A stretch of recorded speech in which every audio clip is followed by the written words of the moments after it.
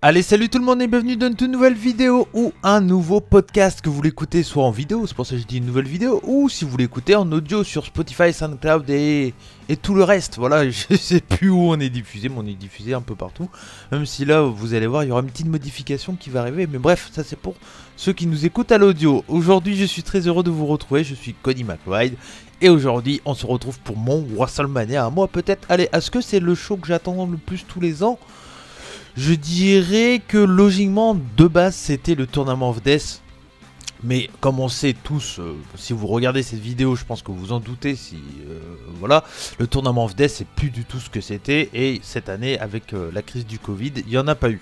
Donc, bon, voilà, on va dire que j'attends beaucoup les gros tournois Deathmatch chaque année, que ce soit le King of Deathmatch. Je vous en ai fait la review sur la chaîne des rebuts du catch. Je vous avais dit que j'avais été un poil déçu, dû au fait du booking qui était très light. Et là, voilà, donc j'attendais énormément ce Tournament of Survival 5, la 5e édition. C'est le gros tournoi Deathmatch de Game Changer Wrestling tous les ans. Chez Game Changer Wrestling, il y a deux gros tournois Deathmatch. Il y a le Tournament of Survival, qui est généralement, si je dis pas de conneries, il est souvent vers mai-juin, je crois. Et je crois qu'il y a le Nick Gage Invitational, donc c'est le deuxième gros tournoi. Et lui, c'est plus vers octobre généralement. Mais là, avec le Covid, il y a pas mal de choses qui ont été décalées, vous vous en doutez. Et donc, on se retrouve aujourd'hui, donc c'était hier, là j'enregistre le 23 août, mais c'était le 22 août. Le Tournament of Survival en extérieur, comme depuis le début pour les shows Game Changer Wrestling depuis le retour après la crise du Covid, enfin de la Covid.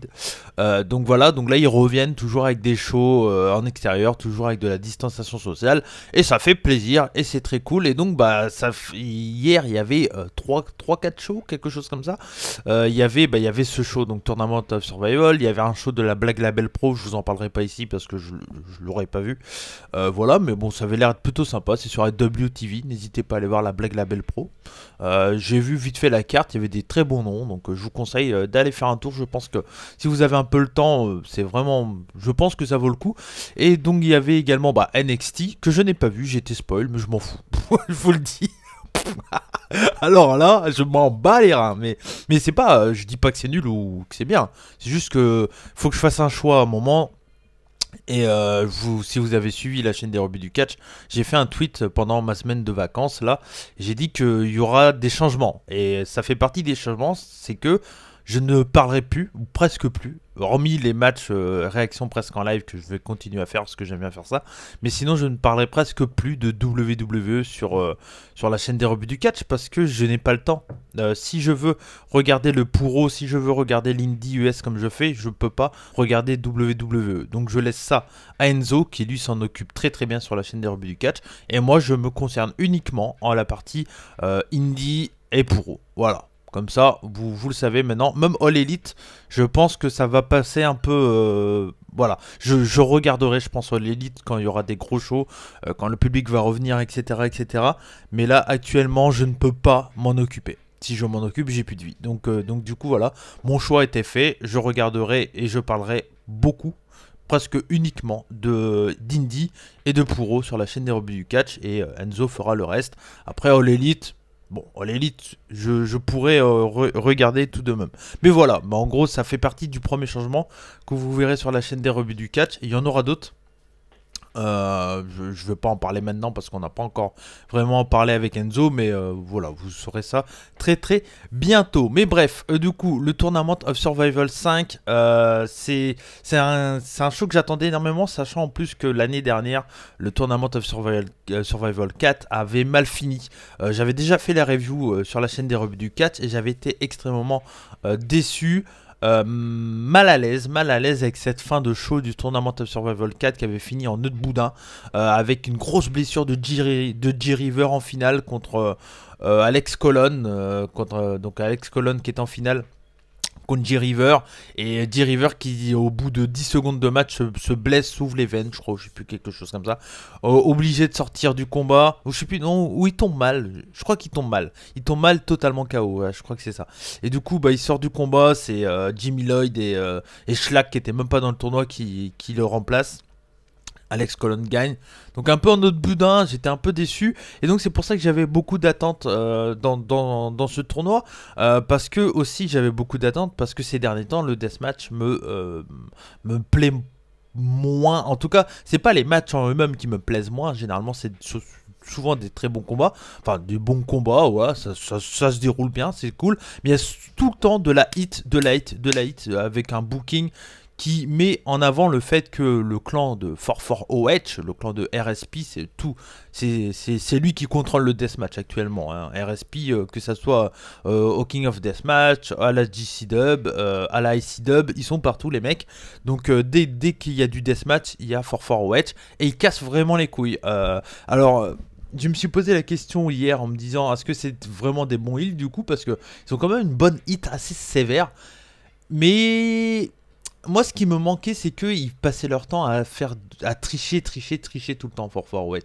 Et ça, c'est vraiment très dérangeant. Et ça fait chier parce qu'on n'a pas envie de voir des mecs tricher non-stop, à intervenir tout le temps, dans du deathmatch. Comme je l'ai déjà dit, comme je l'ai dit dans la review du King of Deathmatch, le deathmatch, c'est deux warriors, deux guerriers qui se rencontrent.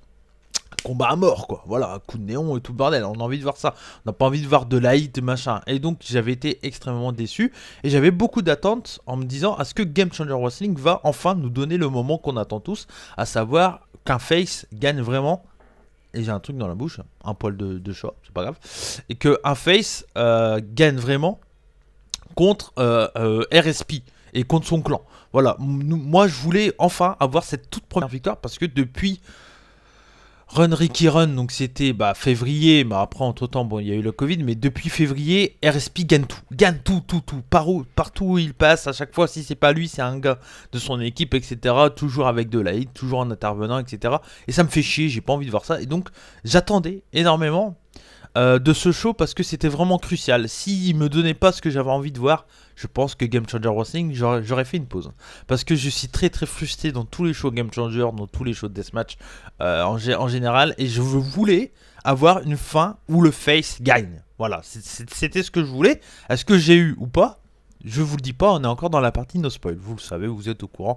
Sur la chaîne des rebuts du catch, c'est une review qui va prendre son temps. On débat, on prend. Voilà, c'est du podcast. C'est du podcast tout seul, mais c'est du podcast. Si vous voulez venir en parler, un de ces quatre sur un show, pour parler d'un show deathmatch avec moi, surtout n'hésitez pas à me contacter partout sur les réseaux sociaux ou dans les commentaires comme vous voulez, mais surtout voilà, n'hésitez pas, mais par contre je vous préviens, moi je fais la review très rapidement, voilà, vous l'avez remarqué, souvent elle sort le lendemain du show, donc voilà, il faut être capable de pouvoir l'enregistrer le matin du lendemain, voilà, pour être plus précis, parce que là je tourne, il est 11h quelque chose comme ça, voilà, 10h42, voilà, on est bien, mais voilà, donc si vous voulez, si vous êtes disponible, n'hésitez pas à me contacter, ça sera un plaisir, c'est toujours mieux de débattre avec quelqu'un que de parler tout seul, même si j'aime bien ça, mais voilà, en tout cas, pour mes attentes que j'avais par rapport à ce Tournament of Survival, et du coup, moi j'attendais vraiment la grosse victoire du Face, et à ce que je l'ai eu, je vais vous dire ça dans la partie no spoil. Non, dans la partie spoil. Allez, du coup, on va passer tout de suite à la partie spoil de cette review, le Tournament of Survival 5. Donc, c'était au Showboat. Je crois que c'était plus ou moins au même endroit qu'il y avait eu le Homecoming. C'était pas au même endroit, pur même endroit, mais c'était sûrement vers la même zone, on va dire. Parce que ça ressemblait ça ressemblait pas mal à ce qu'on avait pu voir en décoration du côté de chez Homecoming. Homecoming, dernier gros show de Game Changer Wrestling, je vous en avais fait la review sur la chaîne des rebuts du catch avec Tamorki et puis Zyken lors d'un hebdo. Et donc voilà, on se retrouve encore une fois à l'extérieur, une espèce de plage entre des parkings, des gros bâtiments et tout, mais je trouve la venue encore une fois très cool, voilà, j'aime bien ce côté, voilà, on est en été, là il y a la plage, je sais pas trop ce que c'est parce que c'est entre deux gros bâtiments, on dirait des parkings, on voit la mer au loin et tout. Bon, ok, mais je trouve ça plutôt cool, toujours beaucoup de distanciation sociale chez Game Changer Wrestling, ça c'est hyper bien respecté, tout le monde a le port du masque, ça c'est très cool, ça franchement j'ai rien à dire, franchement, clairement c'était très cool. L'annonceur c'était pas cette fois-ci G-Rose, G-Rose qui est le petit black qu'on a vu ces derniers temps un peu partout dans tous les shows indie, qui est très très bon, c'est un super annonceur, j'adore son taf clairement. Et là il n'était pas là parce qu'il était chez Black Label Pro dans la même journée. Le show avait lieu, commencé, je crois que c'était à 1h de l'après-midi chez eux aux États-Unis, et donc bah, il n'était pas là. Je pense par contre qu'il sera là demain parce que aujourd'hui il y a le show Jimmy Lloyd. Je vous ferai pas la review, hein, ce show là je pense pas. C'est pas un show important, même si bon. Toujours sympa d'essayer de regarder si vous avez un peu le temps. Mais voilà, donc il n'y avait pas de J-Rose, mais on avait Emile J. Emile J qui est là depuis très très longtemps. Il a été chez CZW pendant très très longtemps. Je sais pas s'il est toujours, on sait toujours pas s'il y a toujours CZW, hein, si ça existe encore. Hein. Pour le moment, DJ Hyde fait le mort. Aucune nouvelle, on sait pas s'il y aura des shows de reprise. On sait pas, bon bref, on s'en fout. Il nous manque pas trop, hein. La CZ pour le coup, on a de quoi faire avec la H2O, la Mid-South, et puis la ICW et la Game Changer. On a largement de quoi faire en deathmatch, on n'a pas besoin d'une CZ un peu pourrie, hein. Donc c'est pas grave, ça manque pas trop. Les commentateurs. Premièrement, les commentateurs, c'était Kevin Gill et Nick fucking Gage. Et oui, Nick Gage qui est blessé hein, depuis le dernier show Homecoming. Enfin, il s'était blessé du côté de chez Beyond Wrestling, mais c'était le même jour que le deuxième show Homecoming. Et donc, bah, Nick Gage peut pas catcher. Et donc, on continue plus ou moins la rivalité entre les deux, entre RSP et Nick Gage. Pour ceux qui n'ont pas suivi, lors du deuxième jour de Homecoming, il y avait eu un match, c'était la team Nick Gage contre la team RSP, et si la team Nick Gage gagnait, celui qui faisait le tombé gagnant avait droit à un match de championnat quand il le souhaite, et c'est Nick Gage qui est intervenu à la fin en boitant, qui a fait le tombé, qui du coup a gagné son droit d'avoir un match de championnat quand il le souhaite. Donc on aura ça quand Nick Gage ira mieux. Et donc du coup moi je trouve, quand j'ai vu au début je croyais que c'était Emile J aussi qui commentait, j'ai pas trop fait gaffe, et puis à un moment je suis putain mais c'est Nick Gage. Et oui effectivement c'était Nick Gage qui commentait avec Kevin Gill. Et Nick Gage, un bonbon quoi, au micro il est bon, tu l'entends, il est vraiment dans son personnage, il insulte à mort tous les gars de 448 et il met en valeur tous les autres gars et tout. Il pourrait te mettre en valeur un balai, ça passerait, tu vois. Nick Gage est trop fort. J'ai vu une comparaison d'un mec sur Twitter qui a dit que Nick Gage est meilleur au micro que Chris Jericho. J'irai pas à ce point là parce que Chris Jericho ça reste quand même le bon goth au micro, hein. Ça reste quand même quelqu'un de très très cool à écouter. Mais Nick Gage, qu'est-ce qu'il est bon aussi là. Il a un côté agressif, tu sens que voilà, tu sens que c'est pas un show lambda, tu sens que c'est important quand il est là au micro. Et puis le fait qu'il était là par rapport à sa rivalité à RSP, bah, ça apportait pas mal de trucs. Et derrière t'avais Kevin Gill qui faisait le play-by-play, qui le faisait très bien. Moi j'aime bien Kevin Gill, il a un côté très quand il est avec Nick Gage, je trouve ça va vraiment bien. C'est quand il est avec Joey Janela fait n'importe quoi, il dit n'importe quoi, c'est chiant. Donc là c'est un peu moins bien, mais là avec Nick Gage c'était vraiment un très très bon duo, j'ai adoré du début à la fin. Et en plus il y a eu ça. Shout out from France, Cody McSauvage. Yo, shout out Cody, man. What's up? This is Nick Gage. I'm gonna give you a shout out, man. Pendant le show, du coup, vous l'avez entendu, voilà, c'est tout simplement le nouveau générique des shows Deathmatch. Hein. Là, je l'ai pas mis en générique, mais maintenant je le mettrai tout le temps en générique dès que je parle d'un show Deathmatch, parce que clairement, moi j'étais chez moi, il était, je sais pas, 23h, quelque chose comme ça. Le show a commencé à 22h en France, et moi je regardais le show tranquille. Je dis tiens, je vais tweeter un peu. Je voyais qu'ils répondaient au tweet, je dis bon, j'essaie, je dis un petit hello from France. Tu sais, ils disent putain, un Français qui regarde ça. Je sais que dans la communauté des fans de catch français, il y a plusieurs personnes qui regardent Game Changer, mais qui regardent les shows Game Changer Wrestling Deathmatch, il n'y en a pas tant que ça. Il y en a pas tant que ça. En tout cas en live. En live, il n'y en a pas tant que ça. Et je parle des Français. Je fais un coucou à, je crois que c'est Willy, québécois, qui est auditeur également de CJDLL. Et ça fait plaisir parce qu'il lui, il regardait le show de chez lui. Donc lui, il était les heures 18h, quelque chose comme ça. Donc très bien. Putain, qu'est-ce que je kifferais pouvoir mater le show à cette heure-là. Enfin bref. Et donc du coup, lui, il matait le show chez lui. Et il a entendu que Kevin Gill et Nick Gage m'ont répondu en disant Cody Max Sauvage. Et du coup, il m'a envoyé un message. Je dis oh putain, t'as été collé par Nick Gage et Kevin Gill, trop bien et tout. Et moi, j'étais trop content quoi.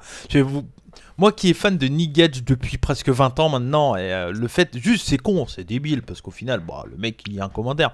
Mais je sais pas, ça fait plaisir, ça fait un truc, et c'est cool, et j'étais très très content, et donc voilà, donc un gros bisou à Willy, je crois que c'est Willy, William, qui il va sûrement regarder cette vidéo, je sais qu'il suit beaucoup les vidéos des rebuts quand on parle deathmatch. Donc un gros bisou à toi voilà, et merci à Nick Gage et Kevin Gill, même si je sais qu'ils vont pas regarder cette review, mais voilà, ça fait énormément plaisir d'être un gros fan comme moi et de se dire allez, putain ils ont lu mon commentaire, c'est cool, donc voilà, donc c'est cool, et j'aime bien envoyer des messages comme ça quand je regarde des shows sur AWTV ou sur Fit.tv, parce que les mecs ils se disent putain il y a un français qui regarde ça, il est 2h du mat chez lui, je comprends pas, mais ça leur fait plaisir, et moi ça me fait plaisir en échange, donc voilà, donc c'est cool, et pareil j'avais parlé avec G-Rose, l'annonceur comme ça, j'avais parlé avec je sais plus son nom, mais un des commentateurs de Paradigm pareil et tout, et plus ça va dans le temps et mieux je commence à me démerder un peu en anglais, et je prends la liberté d'envoyer des messages, et voilà, donc ça fait plaisir. C'est des petits trucs, mais quand on est fan de catch comme moi, et je pense que c'est pareil pour vous ceux qui écoutez ou regardez cette vidéo ou ce podcast, bah voilà, ça fait plaisir quand on a des réponses de quelqu'un qu'on apprécie, donc c'est cool.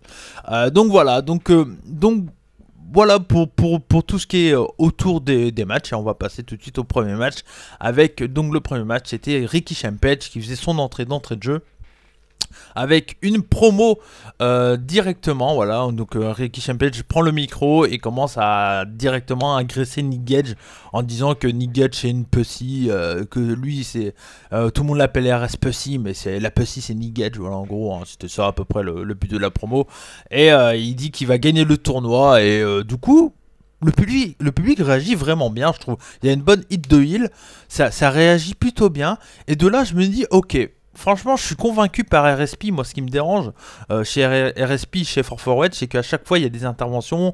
Ils font de la vieille hit basique qu'on n'a pas envie de voir en deathmatch. Moi, c'est plutôt ça qui me dérange, parce que RSP, je l'ai déjà dit ici, j'adore ce mec de base. Et moi, ce qui me dérange, c'est son côté faire la hit tout le temps. Mais par contre, voilà, le mec en promo, il est plutôt bon.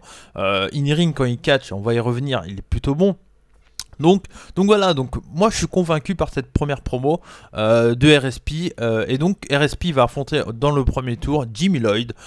Jimmy Lloyd, si vous suivez la chaîne des rebuts du catch, vous le savez, je suis pas quelqu'un qui est très convaincu généralement par Jimmy Lloyd, surtout ces derniers temps, même si son dernier match contre Akira lors de ICW Northbard 5 ou 4, je sais plus, un des deux, c'était très bien, c'était le 5 je crois, et c'était vraiment très bien. J'avais vraiment bien aimé son match contre Akira. Après, j'adore Akira, donc voilà. Et donc, je me suis dit, allez, il est plutôt en bon move, l'ami Jimmy Lloyd. Donc, on va regarder, on va voir, on va laisser le doute. Et bah, j'ai bien fait. C'était vraiment un très bon opener, très convaincant. Il y a eu du chain wrestling assez rapide, voilà, assez classique, on va dire. Hein. Petite info, s'il n'y avait pas vraiment de stipulation, c'était du deathmatch en règle générale. C'est pas comme King of Deathmatch où tu as vraiment des stipulations avec des noms, etc. Là, c'est du deathmatch, donc il y a des néons, il y a des trucs et tout. Puis voilà, les mecs s'amusent, ils font ce qu'ils ont envie, quoi. Voilà, donc c'est deathmatch, tout. Il n'y a pas vraiment de stipulation.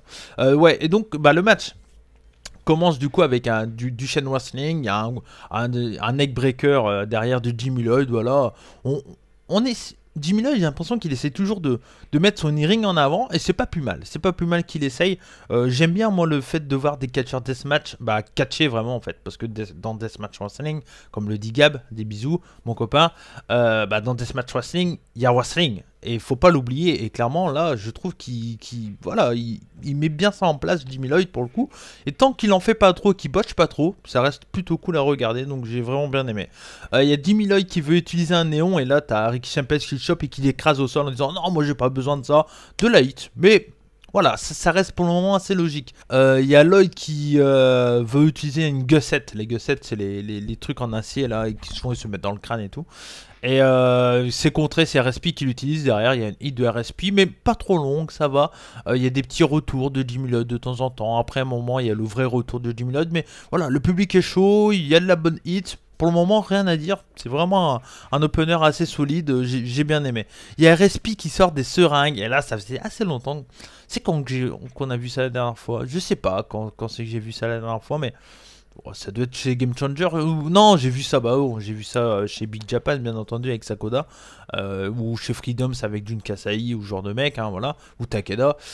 Mais voilà, RSP sort des seringues et les plante dans la mâchoire de Jimmy Lloyd. Et là, il appuie en même temps. Donc, t'as le G qui sort de la joue. Il a les deux seringues comme ça croisées là. C'est très très sick. Alors là, si vous êtes pas.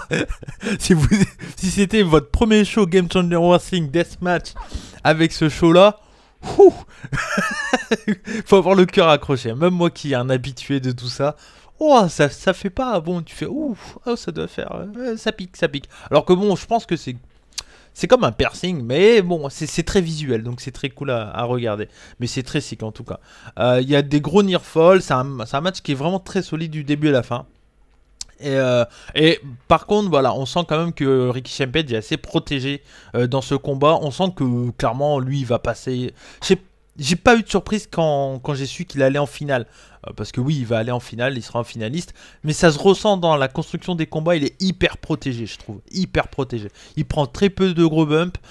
Tous les gros bumps, c'est ses adversaires qui les prennent. Et ça se ressent. Mais voilà, encore une fois, c'est dans son personnage, donc ça me dérange pas trop. Et c'est vraiment un bon match, vraiment un bon opener, très solide. Donc victoire du champion RSP. Victoire clean, voilà, pas d'intervention. Très cool, il gagne clean, il sort over du combat, Jimmy Lloyd pareil, sort over parce qu'il s'est bien défendu et tout. Et voilà, très cool, un bon heal, j'ai rien à dire. Quand le heal est booké comme ça me dérange pas du tout. Donc voilà, vraiment un bon match, je lui ai mis la note de 3,5 sur 5, victoire de RSP, c'était vraiment très très cool. Ensuite on a eu le deuxième match, c'était Shane Mercer contre Eric Ryan. D'entrée de jeu, dès que la cloche sonne, t'as Eric Ryan qui se jette sur Shane Mercer. Et là, t'as Shane Mercer qui est donc dans le coin droit, on va dire, du ring. Le chope en belly to belly et le jette de l'autre côté du coin. Et dans l'autre coin, qui était à gauche, on va dire, dans la diagonale, il y avait une vitre. Et du coup, il le jette belly to belly dans la vitre. Comme ça, c'est magnifique. Il fait tout le ring. Eric Ryan, d'entrée de jeu, tu fais waouh, l'appui. Tu fais Shane Mercer, il est énorme, énorme. Shane Mercer, en plus d'être super catcheur, là s'il commence à vraiment faire du deathmatch, putain, mais push-le quoi, il est trop fort, trop fort. Et Mercer, il a une arme médiévale un peu avec une chaîne avec des boules, avec des pics. Là, il l'utilise pour taper des néons que Ryan. Oh, c'est assez sick, très visuel. Encore une fois, c'est très cool. Il y a Ryan qui revient avec un bon gros missile dropkick des familles là pour tout, voilà, pour remettre un peu Mercer en place. Et donc c'est très cool. Mais Mercer est vraiment l'homme du match, encore une fois, comme ce qu'il avait fait avec John Wayne Murdoch lors du King of the Deathmatch 2020. Mercer, moi je le trouve vraiment très cool. Il y a un moment, il porte j'ai plus le nom, en military press, je crois que c'est ça le nom de la prise. Bah, quand il porte comme ça, le mec là, comme ça, et le mec, il fait ça, il lâche une main. Donc il porte Eric Ryan, qui est quand même un beau bébé, hein, faut dire un beau bébé. Il le porte en une main, comme ça. Il chope un néon de l'autre, il le jette en l'air et il met un coup de néon. Le mec, c'est une putain de machine, quoi. c'est une machine, Shane Mercer, clairement. Il y a eu également une Electric Chair, donc il le porte en Electric Chair. Et là, il la modifie, il le chope en German Suplex en l'air. Et paf, il le balance sur une planche en barbelé. Sur une porte avec des barbelés. C'était vraiment voilà, un gros in-ring. C'était vraiment très cool. Le petit défaut de ce match-là, c'est la fin. C'est un peu une fin, tout le monde reste fort, encore une fois. Ça, c'est vraiment mon défaut dans ce show-là. Je sais pas, Sturé a dû lancer un sort sur tout l'Indie US. Là, ils passent leur temps à essayer de garder tout le monde fort. C'est un peu chiant, c'est pas grave si Eric Ryan allait gagner clean vraiment sur Mercer. Alors, c'est une victoire quand même clean parce que en gros Mercer il prend des coups, il est vraiment dans le mal, et là t'as Eric Ryan qui met des stompes sur la tête, mais il met juste 3 stompes. C'est même, tu vois, s'il y avait une 10 stompes d'affilée où tu sens vraiment qu'il est KO, ça m'aurait pas dérangé, mais là il met 3 coups de pied et l'arbitre arrête le match. Je fais putain, c'est trop tôt quoi. Je pense qu'ils auraient dû continuer un peu. Après il était vraiment KO, il avait la tête dans le sang et tout, et voilà. Mais je sais pas, c'est un peu trop rapide peut-être à mon goût, donc ça m'a un poil dérangé. Mais bon, voilà, Eric Ryan donc gagne, passe, donc le deuxième membre de 4-4 Wedge qui passe, donc on aura Eric Ryan contre RSP en demi-finale, donc pourquoi pas, c'était vraiment plutôt cool. Victoire du coup de Ryan, je lui ai mis la note de 3,75 sur 5. Voilà. On enchaîne avec Ali Cat contre Atticus Cogar, qui est également lui un membre de 4-4 OH. Ali Cat, qui est la seule catcheuse à participer à ce tournoi. Moi, Ali Cat, c'est pas quelqu'un qui m'a convaincu. Généralement, quand il y a ces combats ces combats dans les shows Game Changer Wrestling, je les zappe. Elle m'intéresse pas trop, je la trouve pas folle. Je sais pas, elle m'attire pas trop, elle me donne pas envie de la regarder vraiment. Je sais pas, je la trouve pas trop in shape et tout. Et là, on la voit, et il y a un truc qui est différent, je trouve, comparé à d'habitude. Je sais pas, son outfit est cool, on sent qu'elle est déterminée, on sent qu'elle a envie d'aller chercher cette victoire dans un Tournament of Survival. Et ça fait plaisir. Atticus Cogar, c'est un très bon heel également. J'aime bien, il a une bonne gueule de con, de jeune con là, avec son anneau dans le pif et tout. Enfin, voilà, il a un look qui est très cool encore une fois. Et comme tous les membres de 4-4 Wedge, si les mecs catch, ils sont tous très bons. Individuellement, ils sont tous très bons. Moi, ce qui me dérange dans 4-4 Wedge, encore une fois, c'est le booking général. Et pas les mecs. Les catcheurs, je les adore tous, pratiquement. Mais voilà, tous dans un style différent. Mais Atticus Cogar, c'est vraiment un bon catcheur en plus. Et donc, bah. D'entrée de jeu, on a Kate qui se jette directement sur Cogar. Cogar, lui, il essaye de faire son heal, donc il fuit le ring, etc. Le truc classique. Et voilà, Ali Kate, elle suit, elle fait des crossbody, tout. C'est très cool, très vivant le début de combat. Franchement, c'est très cool. Il y a Cogar qui plante des pics à la Masada. Bon, c'est les pics à la Masada, c'est les pics de brochette. C'est Masada qui a rendu ça connu. On sent pourquoi pas qu'il pourrait avoir un Cogar Masada, dans le sens que Cogar a un peu dit à Masada, ouais, t'as vu, j'utilise tes pics et tout à la caméra. Donc ça m'étonnerait même pas que Masada revienne pour faire un combat contre Cogar. Bon voilà, pourquoi pas, allez, hein, pourquoi pas. Masada, c'est pas le catcher deathmatch que je préfère, et il catche plus trop, mais bon. Peut-être que pour, je sais pas, pour un gros show, on pourrait avoir Masada contre Cogar chez Game Changer. Pourquoi pas, ça me dérange pas en tout cas, dans l'idée. Du coup, voilà, donc Ali Cat qui se fait planter les pics et tout, donc très chic, on sent qu'elle crie et tout, c'est pas évident à regarder quand même, hein, pas facile, mais elle se bat bien. Elle se bat bien, c'est très cool. Il y a pas mal de tease, à un moment, il y avait une planche avec des culs de boîtes de conserve. Et il tease beaucoup le spot, et franchement c'est très bien, c'est très fluide, ça compte dans tous les sens et tout. Le spot en lui-même, un peu botché, mais derrière Ali Cat refait un splash sur Cogar et la planche, donc rattrape un peu le botch, mais donc ça passe, et c'était vraiment plutôt cool. Vraiment plutôt cool. Il y a un gros Celtic Cross sur des néons de Cogar, et là il y a un gros near fall avec tout le public qui est là. Wow, Ali Cat et tout, elle est très over, elle sort hyper over de son combat clairement. J'ai noté également qu'on sent que Ali Cat est quand même assez perdue dans ce combat, et qu'elle demande tout le temps de l'aide à Cogar, de savoir qu'est-ce qu'il faut faire après, et Cogar, lui, par contre, tu sens, le mec, il est pas si expérimenté que ça, mais tu sens qu'il dirige le match parfaitement, tu vois. Le mec, tu l'entends faire des call-out en disant ah, prends la chaise après, prends ça. Et Ali Cat, voilà, elle suit son fil. Et tu sens qu'elle est stressée, tu sens qu'elle est automatique, tu vois. Elle prend sa chaise, tac. Et puis, Cogar, lui, il gère tout, quoi. Et ça, j'ai vraiment bien aimé dans ce combat. Alors, c'est dommage qu'on l'entende, parce que normalement, on doit pas l'entendre. Mais moi, j'ai entendu les call-outs. Et voilà, mais bon, c'est des petits détails, mais j'aime bien regarder des petits détails, surtout dans ce genre de combat. À la fin, il y a un gros spot qui est vraiment peut-être l'un des plus gros spots du show. Oh non, il y a quand même beaucoup de gros spots hein, dans ce show, mais ça en fait partie. C'est une grosse powerbomb de Cogar sur une table en feu. Voilà, donc il y a une table en feu. Ali Cat est dans le coin.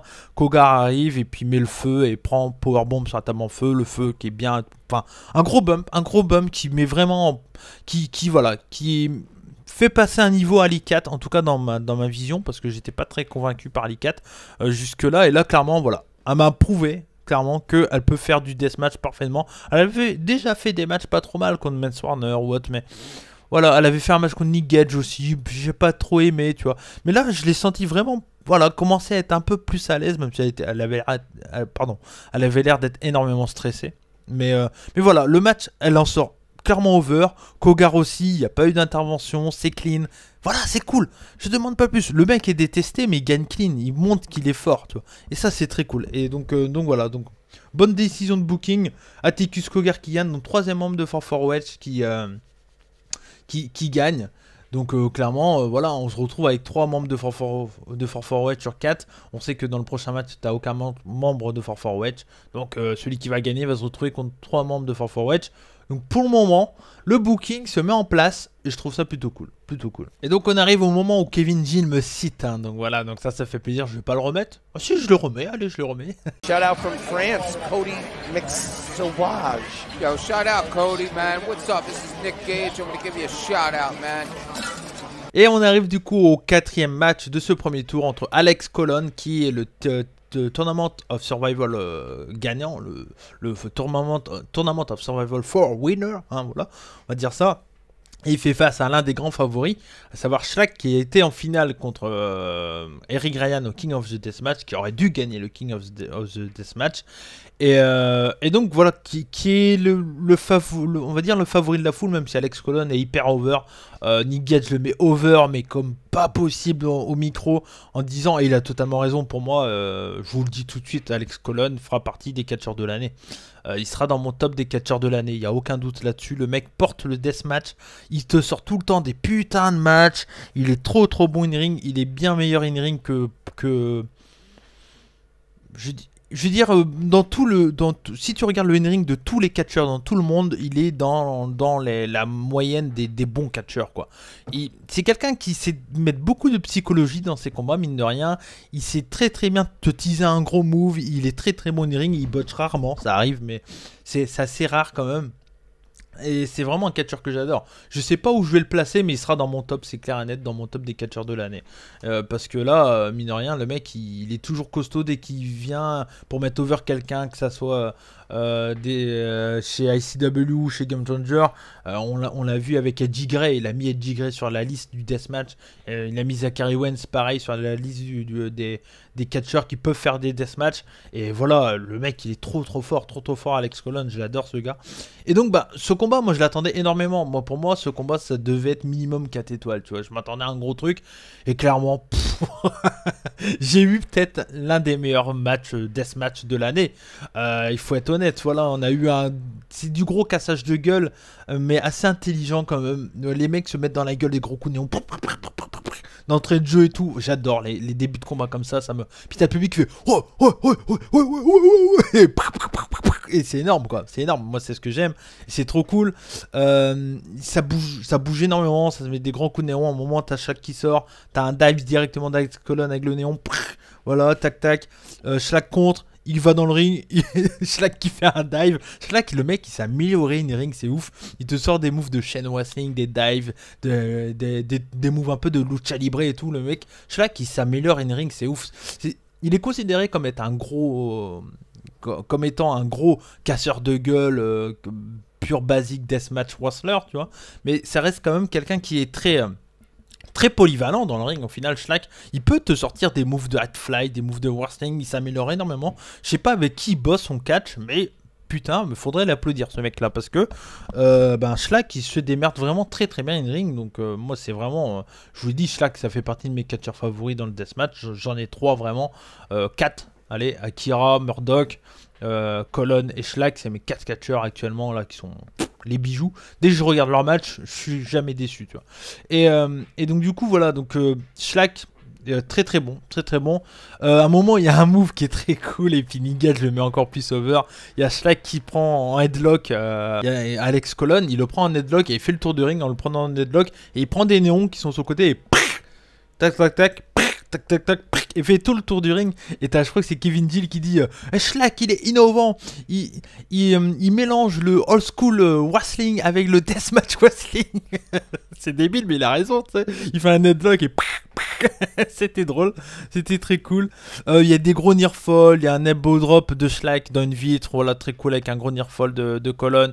Il y a un gros Spanish fly un peu durement porté, mais on sent que Shlak est pas trop à l'aise pour partir en avant. Et mine de rien, Colon, il a les coronesses, il part quand même, donc il arrive à faire son flip et tout. Ça passe quand même bien, c'était très cool. Derrière, il y a les GNI avec les noms sur la face de Shlak. T'as Colonne qui met ses coups de genoux. Et malheureusement, derrière, ils font une victoire où tout le monde reste fort avec un petit paquet pour la victoire, un small package. Et ça me fait chier parce que je partais pour 5 étoiles et je diminue un peu cette note parce que j'aime pas trop ce genre de finish. Surtout dans des Tournament of Death, ça me dérange un peu. Alors je comprends le délire dans le sens qu'ils ont pas envie de... Ils ont envie de continuer à garder Shlak comme une grosse menace, mais l'objectif c'était aussi de faire passer Alex Colon. Donc c'était pas évident, mais je pense que si tu fais perdre Shlak clean contre Alex Colon après le combat qu'ils ont fait, ça aurait pas fait diminuer l'overness à Shlak. Donc clairement... Ah, ça m'emmerde qu'ils ont fait ça quand même parce que moi j'aurais bien pris que Shlak perde, ça m'aurait pas dérangé, tu vois, surtout contre Alex Colon qui est aussi un babyface qui est hyper over, etc. Ça m'aurait clairement pas dérangé, donc c'est un peu dommage quand même qu'ils ont pas voulu faire cette victoire clean. Ils ont préféré faire une victoire sur un petit paquet. Ça m'enlève, ça m'enlève un peu de l'excitation.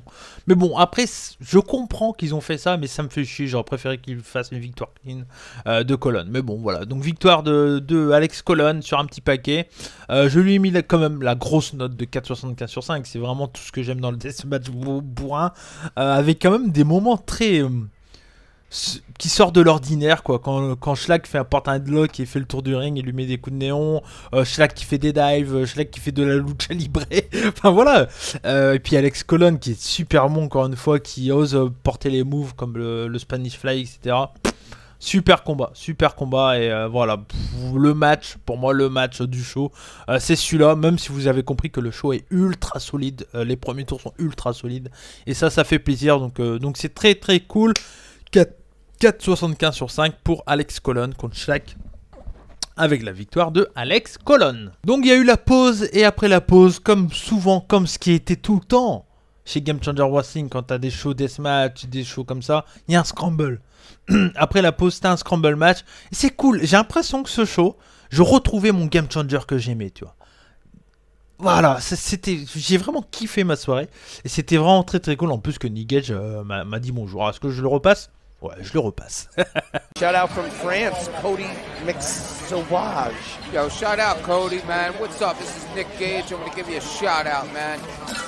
Et donc, ce scramble match, le mec il est refait, il va faire chier tout le monde avec. Donc, le scramble match, c'était KTB, Andrew Everett, qui faisait ses débuts chez Game Changer Wrestling, donc plutôt intéressant. Andrew Everett qui il est con ce mec. Le mec il fait quoi, je sais pas, il doit faire 1m, allez, à tout gros max, 1m80, gros max. Et encore j'ai des doutes. Et le mec il joue le rôle d'un géant, il dit qu'il fait 7 pieds, machin. Et le mec il a que des moves de géant, genre des chocs slam, genre des grosses prises et tout. C'est con, c'est débile mais c'est drôle, ça donne un côté plutôt fun à Andrew Everett et j'aime bien. Il y avait également Lucky 13, grosse légende de la scène indie, de la scène indie US, qui est très très bon. Le mec il a un physique, il a un in-ring. Lui il est pas connu malheureusement, mais quel catcheur Lucky 13. J'adore ce mec. Il y avait le jeune Myron Reed qui commence à être pas mal mis over du côté de chez Game Changer, qu'on le voit lui du côté de chez MLW. Il y avait également Jordan Oliver qui lui a un physique de plus en plus intéressant quand même. Jordan Oliver, je commence vraiment à avoir un truc très très cool et ça m'étonnerait même pas qu'une grosse compagnie le signe très bientôt, parce qu'il y a un truc à faire avec Jordan Oliver, il y a clairement un truc à faire. Je sais qu'il est également chez MLW, je crois pas qu'il a signé un contrat chez MLW, mais si MLW veut pas le perdre, ils ont intérêt à le signer, parce que je pense que All Elite ou même NXT, il pourrait être intéressé avec un mec comme ça. C'est un gars qui a un bon physique, si tu le bosses et tout, il y a moyen de faire quelque chose. Il est très jeune, il a 22 ans, quelque chose comme ça. Donc Jordan Oliver, attention, MLW, si vous voulez pas le perdre, je pense qu'il faut le signer. Assez rapidement. Et il y avait également les débuts de AR Fox. Donc voilà. Chez Game Changer Wrestling, AR Fox, légende du Hatfly Indie. Le mec, ça fait, je sais pas, 15 ans qu'il est là, quelque chose comme ça. Et voilà, un très bon scramble, comme j'ai envie de dire, comme tous les scrambles chez Game Changer Wrestling. C'est toujours un bon bordel, je vais pas prendre plus de temps sur ce match-là. Mais ça reste, voilà, c'est un très bon match. Tout le monde est plus ou moins mis over. J'ai bien aimé les moves de Jordan Oliver dans ce combat. C'est un scramble assez équilibré. Il y a une fin qui est un peu botchée, c'est dommage. Mais bon, ça reste un scramble plutôt cool. Ça bouge dans tous les sens, c'est cool, il y a des bons moves. Je lui ai mis la victoire de 3,5 sur 5. Et victoire assez logique parce que c'était ses débuts de AR Fox. On enchaîne avec donc la première demi-finale, c'était Eric Ryan contre RSP, donc les deux membres de 4-4 d'entrée de jeu, il y a un handshake, donc les deux hommes se serrent la main et tout. Donc voilà, on sent quand même qu'il y a du respect entre les deux, et c'est assez difficile parce que les deux sont pas spécialement aimés, et je pense qu'ils ont fait la bonne solution de faire que de montrer que RSP est encore plus heal qu'un Eric Ryan, tu vois. Donc pour mettre toute la hit sur RSP et pour tenter que le public supporte Eric Ryan, ça a plus ou moins marché parce que le 4-4 Wedge ont quand même tellement une grosse hit que c'est difficile à les faire passer pour des faces, même que pour un combat. Après, Eric Ryan, c'est peut-être le membre le moins détesté de 4-4 Wedge parce que c'est quelqu'un qui est quand même très très aimé parmi les fans de deathmatch, voilà, en règle générale.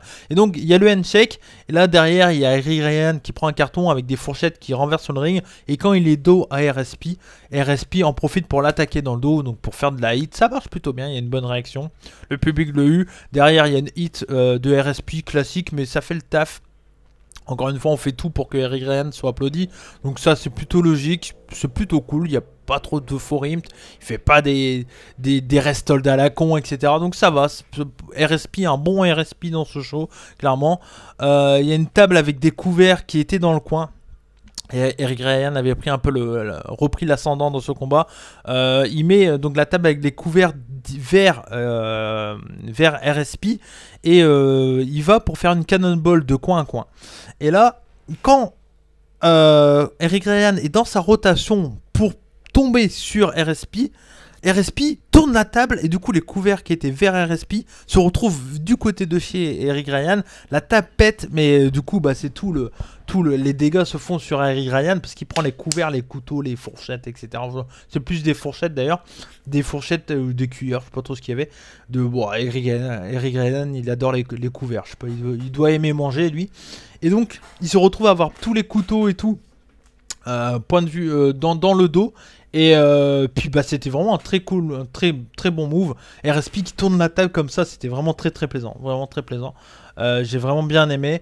Victoire de RSP, encore une fois. Ah oui, parce que je l'ai pas noté, mais lors du premier round, RSP, super heal qu'il est pour le coup, rien à dire, son booking a été parfait.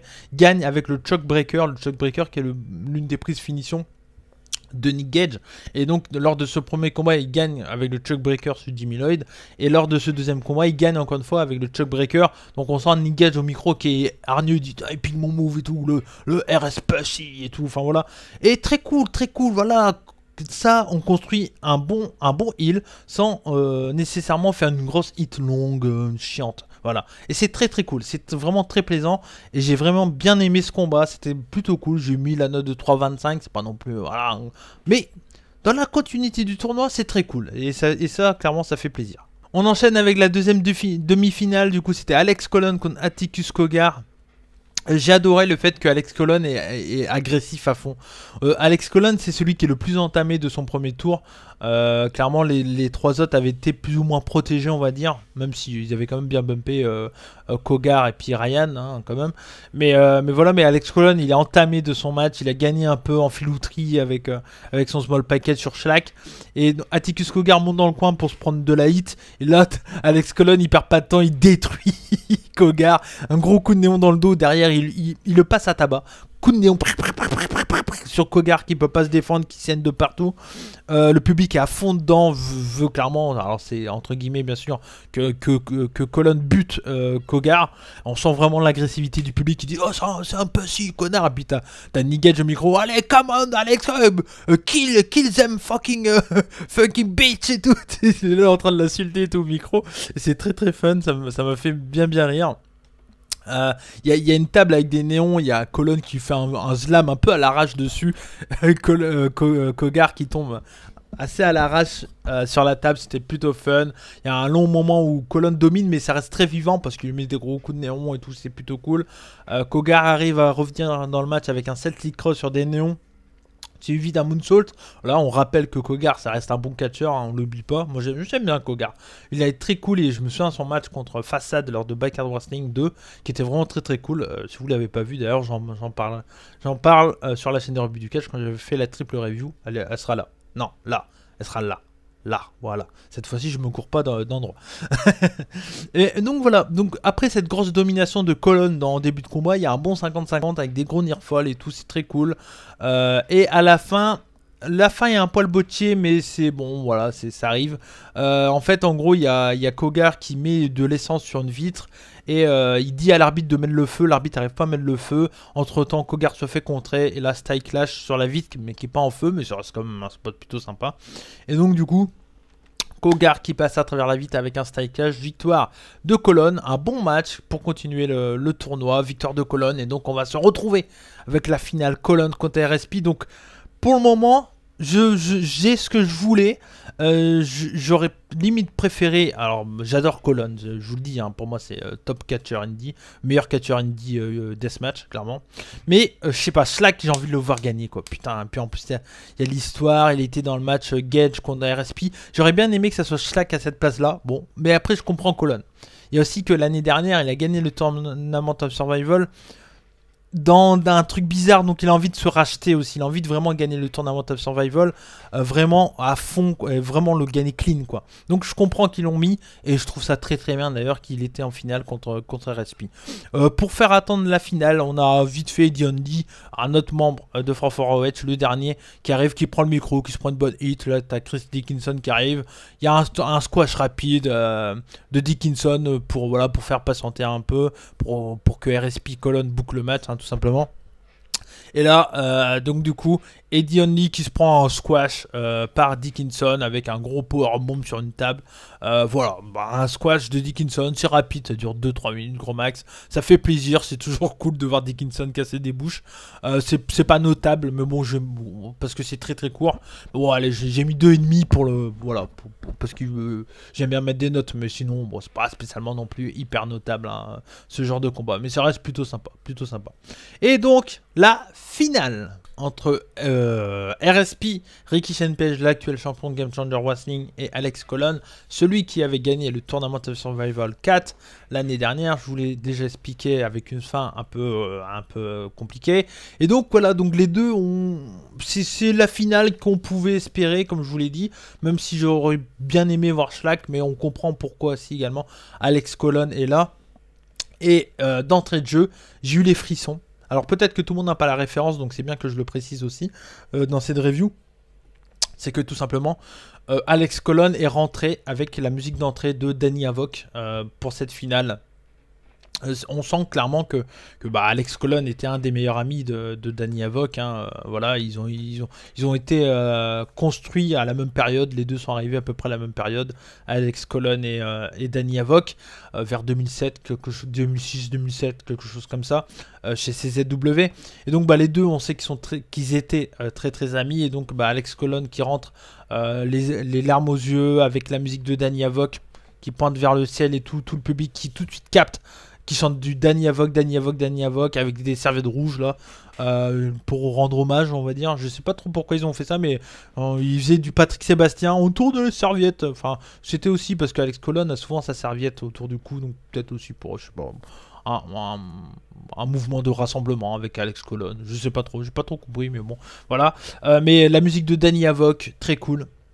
Et Alex Colon, on sent qu'il est vraiment là pour gagner, quoi. Tu vois, on sent que il veut la bagarre, quoi. Et RSP qui se prend une putain de hit derrière. Et RS Pussy encore qui part de partout, tout très cool. Voilà, pendant la présentation de RSP, il y a Gage qui arrête pas d'insulter RSP. J'étais mort de rire. Hey, RS Pussy, motherfucker. Gage, il était énorme dans tout ce show là en commentaire. Il était vraiment très très cool, il y a une putain de tension. On sent que si par contre RSP gagne, à mon avis ils ont intérêt à vite se barrer parce que ça va partir en scandale avec le public. Et moi clairement, hein, RSP gagne ce show. Je suis pas contre que RSP gagne s'il doit gagner. mais qui gagne clean. S'il doit gagner, il faut qu'il gagne clean. Faut pas qu'il y ait d'intervention. Et j'avais peur de ça, bien entendu. On sait que quand il y a RSP dans un combat, à tout moment, surtout que dans le deathmatch, t'as pas de disqualification, à tout moment, tous les membres de 4 Wedge peuvent intervenir. Et donc, bah, on a un combat qui est vraiment très cool. C'est vraiment un très bon main event. Il y a RSP qui prend l'avantage assez rapidement en heal, voilà, il met un coup de néon assez en filou sur Colon, donc du coup il prend l'avantage et ça permet de le faire une hit assez basique. Colon reprend l'avantage en contrant un cannonball de RSP dans une vitre. Il y a un cannonball, il esquive et du coup cannonball de RSP dans la vitre directement. Il y a un gros passage à tabac, encore une fois, un peu comme ce qu'il a fait avec Atticus Cogar. On dirait que Colon se venge de tous les fans du Deathmatch Wrestling, qu'ils ont toute leur haine. Sur RSP, Colon exprime leur haine à la place des fans et c'est trop, c'est jouissif quoi. J'étais là, ouais, défonce-le, il lui mettait des gros coups de néon dans la gueule et tout. Et c'était jouissif quoi, c'était le moment que j'attendais depuis longtemps, de voir enfin RSP mal en point, se faire casser la tronche, parce qu'il nous a cassé les couilles depuis 6 mois, tu vois. Et ça fait tellement plaisir de le voir en train de se faire casser la gueule, que le booking est peut-être pas si con que ça, au final ils nous ont mis une bonne hit, mais après ça a été mal exécuté, mais l'objectif est là, on a une putain de hit sur RSP, et quand il se fait casser la gueule, ça putain... on souffle, ça fait plaisir et ça soulage. Et clairement, voilà. Donc l'objectif, même si j'ai pas aimé l'exécution du booking de RSP, en le faisant gagner, en trichant, etc. tout le temps, ça fait du bien de le voir se faire casser la gueule par Alex Colon, clairement. Donc ça, c'était vraiment bien. Il y a RSP qui revient dans le combat avec un gros enchaînement de neckbreaker suivi d'une Swanton bomb, un peu à la Matardi, c'était plutôt cool. Il y a un moment, également, ils ont mis comme un rouleau électrique, hein, où on met des câbles autour, là, les trucs en bois avec des câbles autour. Et ils avaient accroché des néons en éventail, comme ça, de chaque côté. Et donc du coup, le truc, t'avais éventail de néon, et t'as Colon qui met un gros coup de ça à RSP, qui est le masque de sang, le Crimson Mask, comme ça qu'ils appellent, hein, quand le mec il a la tête en rouge de ouf là, il est vraiment mal au point RSP. On comprend qu'il a été protégé tout le long, vu ce qu'il prend en bump, en spot lors de cette finale, ça m'étonne pas du tout. Et là, intervention des potes de RSP, je me dis putain non, je dis fais chier. Et comme un super babyface qu'il est, Colon se démerde tout seul et les dégage les uns après les autres, et c'est trop bien. C'est hyper jouissif. T'as Eddie Only qui arrive, il prend un sale coup de néon de Colon. Du coup le public fait ouais allez tu peux le faire, tu peux gagner contre 1 contre 4 et tout. Il y a Cogar qui arrive, il y a également Eric Ryan pareil qui prend des coups de néon et tout. Et c'est très cool parce que Colon se défend, c'est un babyface vraiment qui a la haine, qui veut gagner pour son pote qui est décédé, Danny Havoc, qui veut se reprendre sa revanche de cette finale botchée du Tournament de Survival 4 et qui veut faire le back-to-back, gagner le 4 et le 5. Et donc, voilà, il y a la putain de harne, voilà, il y a vraiment de la tension dans ce combat. Et il finit par gagner, malgré des gros nearfalls de RSP, beaucoup d'intensité, beaucoup de tension, beaucoup de suspense dans cette fin de combat. Intervention d'Eric Ryan. Ouais, je vous l'ai dit, donc là, on se dit, putain, mais il y a un gros dive. Ah oui, putain, je me mélange un peu, mais il y a Eric Ryan. Donc, il y a un gros nearfall de RSP. Derrière, il y a Eric Ryan qui arrive, on fait putain, le troisième membre fait chier de merde et tout. Et là, Colon, il le voit à l'extérieur, il réfléchit pas, il prend un néon, il court, et la dive sur Eric Ryan. C'était vraiment très fun, j'ai vraiment bien aimé. Il y a un Cogar qui intervient, mais il se fait calmer direct par Colon, voilà. Là, il y a une grosse structure avec plein de néons qui fait, je sais pas, il y a plein de néons les uns sur les autres. Elle est montée sur le ring. Et à la fin, gros Spanish Fly de Colon sur RSP pour la putain de victoire. Ça fait du bien. Putain, j'étais là. Ouais. Ouais, putain, trop bien. Colon qui gagne. Clean sur RSP, qui dégomme la gueule de tout le clan de RSP. Ce qu'on nous voulait voir depuis 5-6 mois. On l'a enfin eu. Colon qui gagne clean, qui fait le back-to-back, qui gagne le 4, le Tournament of Survival 4 et Tournament of Survival 5. C'est le premier à le faire, je crois. Je sais que Nick Gage en a gagné. Je crois que Matt Tremont en a gagné un, je crois aussi. Ça sera à vérifier. À la limite, je vais vérifier ça, puis je vous le mettrai sur le montage pour ceux qui regardent la vidéo. Pour l'audio, bah, allez faire un tour, soit sur Catchmatch pour vérifier, ou soit allez voir la vidéo, et puis vous verrez, j'aurais mis en petit à l'écrit qui est les gagnants du tournament de Survival. Mais voilà. Putain, un super combat, un super main event. Je lui ai mis la note de 4,25 sur 5. Super finale, tout ce que je voulais. J'en sors hyper convaincu, hyper heureux. J'ai aucune hit dans ce show. J'ai passé un super bon moment de catch. Ça dure pas si longtemps que ça si on coupe tous les moments où ils installent les armes, etc. sur le ring. Le show doit durer 2h30, 40, gros max si on met que les matchs. Et c'est cool, super show de Game Changer Wrestling. Peut-être le meilleur show de Game Changer Wrestling depuis le début de l'année, je pense. Hyper costaud. J'ai pas mis de note générale sur le show, mais si j'ai une note, je pense que je lui mets 4 au show, en moyenne, clairement. C'est vraiment un excellent show parce qu'il y a tout ce qu'on a envie. Alors c'est clairement un show fait pour les fans qui suivent ça depuis longtemps et qui en peuvent plus de RSP. Les fans comme moi qui regardent tous les gros shows indie US et qui le voient partout à faire chier tout le monde et tout. Enfin, on a eu un face qui a dégommé sa putain de gueule et ça fait plaisir, quoi. Donc voilà, donc c'est très très cool. Et vous l'avez compris que j'ai adoré ce match, j'ai adoré ce show, et c'est un show que je conseille fortement à tous ceux qui veulent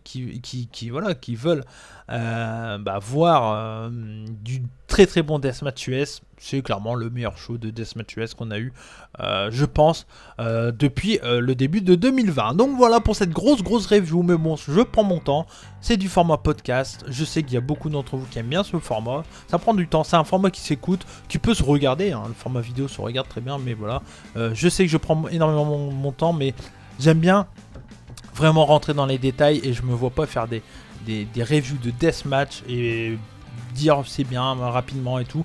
Voilà, moi chez les rebuts je donne mon avis à fond, je sais que ça prend du temps, mais c'est un format qui s'écoute, un format podcast, et je sais que certains d'entre vous aiment bien, même si je sais que certains disent que c'est un peu trop long. Je le sais que c'est trop long, mais je fais mon nécessaire pour que ça soit le plus court. Et là, encore une fois, ça va durer 1 heure. En tout cas, voilà, merci à vous tous de m'avoir suivi pour cette grosse review du Tournament of Survival 5. C'était vraiment un plaisir de le faire sur la chaîne des rebuts du catch. Vous l'avez compris, moi, je ne parlerai presque plus, beaucoup moins de tout ce qui est mainstream. Je vais me concerner au Puro et à l'Indie sur la chaîne des rebuts du catch. C'est pour mon bien à moi, et puis parce que c'est ce que je préfère aussi le plus dans le catch, c'est parler de tout ça. On se retrouve très bientôt sur la chaîne des rebuts du catch. Il y a des gros trucs qui arrivent, j'ai 2-3 podcasts à monter encore. J'ai un avec Akam Roshi, on parle de Puro des années 90, super podcast à monter. Ça va être un peu compliqué pour moi à monter, surtout la version vidéo, mais hormis ça, le podcast était vraiment très bien. J'ai vraiment hâte de vous le partager, ça va être très cool. On enregistre une entrevue avec Norbert Feuillant, très cool aussi, de faire ça. Je suis très heureux de l'avoir chez nous, donc c'est très cool. On va faire une entrevue avec Enzo, bien sûr. Et également, j'ai enregistré des podcasts. Je sais pas quand je les sortirai, des podcasts Barakat, si on appelait ça, avec Gab. Je lui fais des bisous de CJDLL. Et je les sortirai en coupé, des podcasts d'1 heure, je pense, avec lui, où on parle. Voilà, on parle entre fans et on s'amuse. Et voilà, c'était vraiment très cool. Il y a ça également à sortir. Et puis il y a la vidéo présentation et pronostic du Champions Carnival de All Japan. Ça va arriver très bientôt sur la chaîne des rebuts du catch, en tout cas avant que le tournoi commence. Merci à vous tous, c'était Cody McWhite des rebuts du catch, que ce soit en format podcast sur Deezer, SoundCloud, Spotify, et également en format vidéo sur la chaîne des rebuts du catch. Merci à vous tous. Si vous avez aimé cette vidéo, n'hésitez pas à laisser un petit commentaire, partagez au maximum, c'est vraiment ça le plus important. Les pouces en l'air, c'est cool, donc si vous aimez la vidéo et que vous voulez en mettre, n'hésitez pas à mettre un petit pouce en l'air, mais surtout partagez au maximum, je compte sur vous. Merci à tous, c'était Cody, je vous fais des bisous, comme on dit chez nous, banzai, et surtout n'oubliez pas, soyez curieux. Ciao.